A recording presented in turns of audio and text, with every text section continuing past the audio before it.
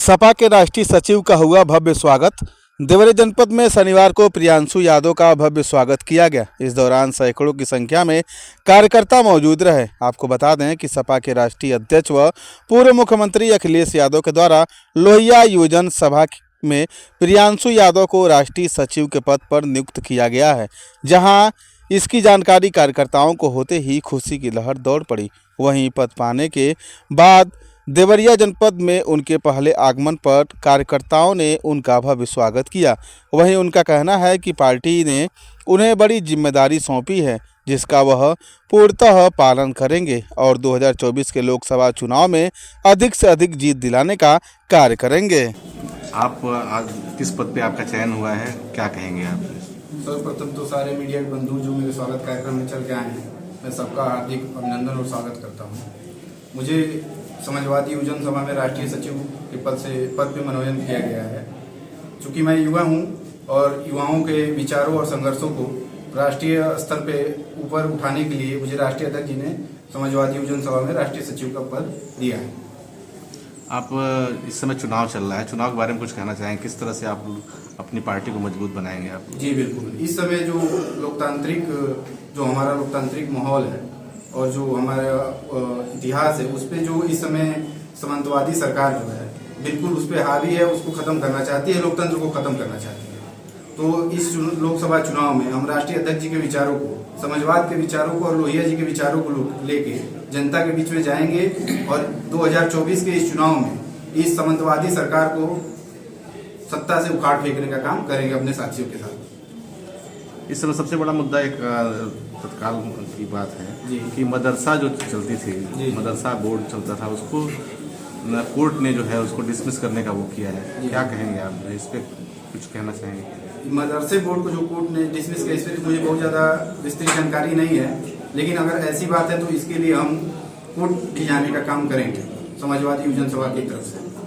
केजरीवाल की गिरफ्तारी की बात हो रही है, क्या लोकतंत्र की हत्या है।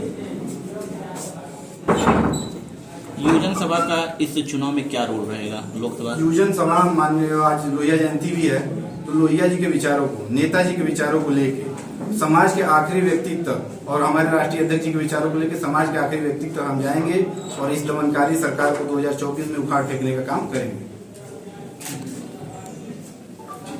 पूरे विपक्ष को ये चाहता नहीं है कि ये चुनाव लगे, जिसका उदाहरण है कि आज हमारे विपक्ष के नेताओं को जेल में भेजा जा रहा है।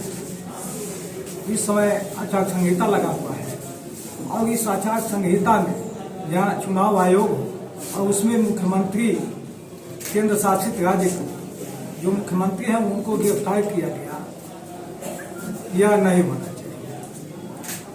यह लोकतंत्र समाप्त करने की पूरी साजिश है। लोहिया जी का जन्मदिन है, इस पे आप लोग कुछ नया सोच रखे हैं, कुछ संकल्प ले रहे हैं, क्या कहना चाहेंगे इस पे?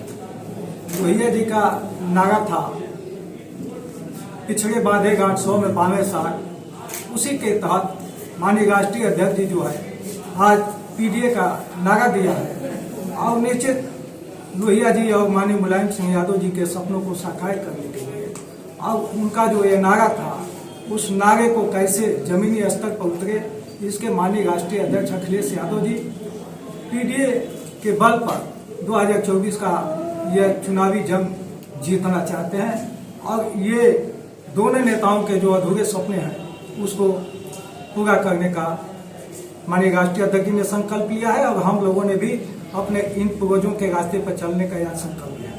गठबंधन के साथ किस तरह से तालमेल बना के चुनाव लड़ेंगे लोकसभा?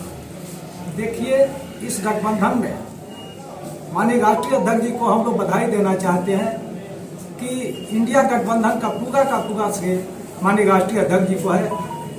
चाहे कांग्रेस पार्टी है, जो भी पार्टी इंडिया गठबंधन में है, जिस तरह से चाह रही है उस तरह से हमारे राष्ट्रीय अध्यक्ष जी समझौता कर रहे हैं, झुक के समझौता कर रहे हैं, इसलिए कि इंडिया गठबंधन ये मजबूत हो और ये तानाशाही सरकार को हम उखाड़ दें।